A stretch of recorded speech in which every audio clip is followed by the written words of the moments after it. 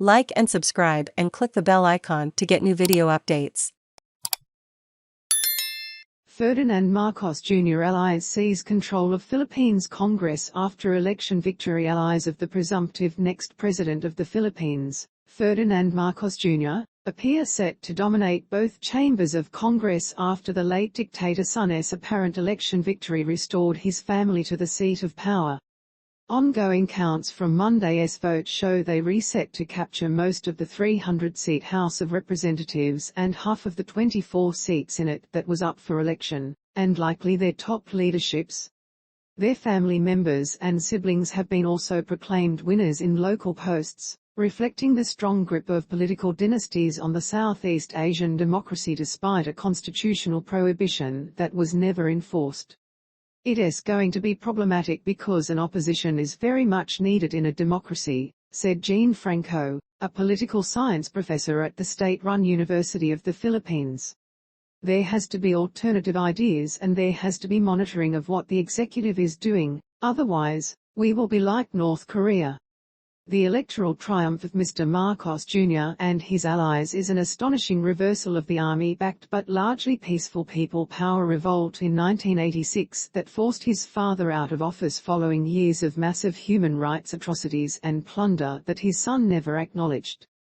Mr. Marcos Jr. had more than 31 million votes in the unofficial count in what is projected to be one of the strongest majority mandates for a Philippine president in decades. His vice-presidential running mate and daughter of the outgoing populist leader, Sara Duterte, appeared to have also won with a massive margin. It is like a storm surge. US President Joe Biden and Chinese President Xi Jinping were among the world leaders who have congratulated them on their huge victory and the relatively smooth conduct of the elections. The separately elected president and vice president are set to take office on June 30 for a single, 6-year term after Congress confirms the results.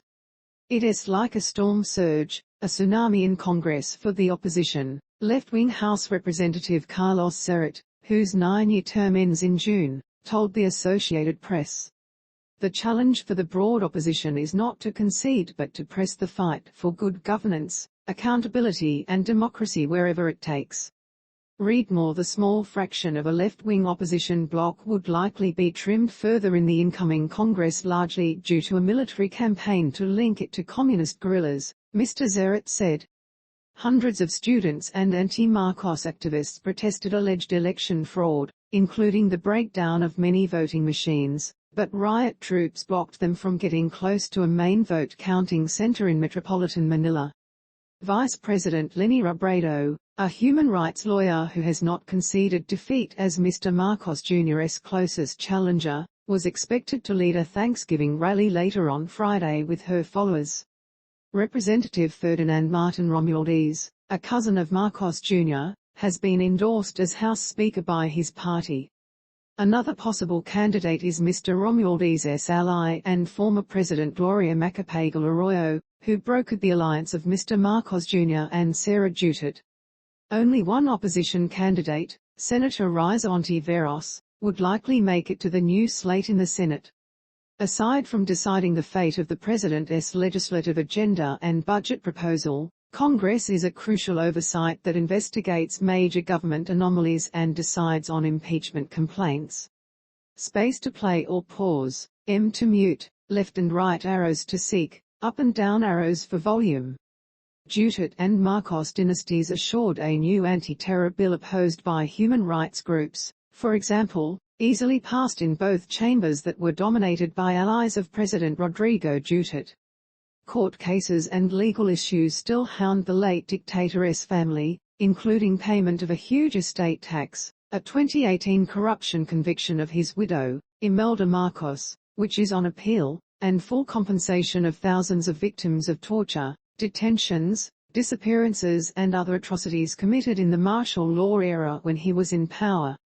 A brutal anti-drug crackdown launched by Mr. Duterte, which killed thousands of mostly petty drug suspects, has sparked an investigation by the International Criminal Court as potential crimes against humanity.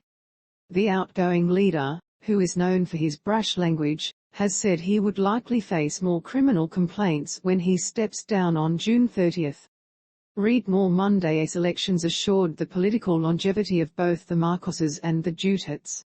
A son of the presumptive president, Sandro Marcos, was elected to the House as a representative of their northern home province of Ilocos Norte, and several relatives captured provincial posts. Sara Duterte's brother, Sebastian Duterte, would succeed her as mayor of southern Davao City.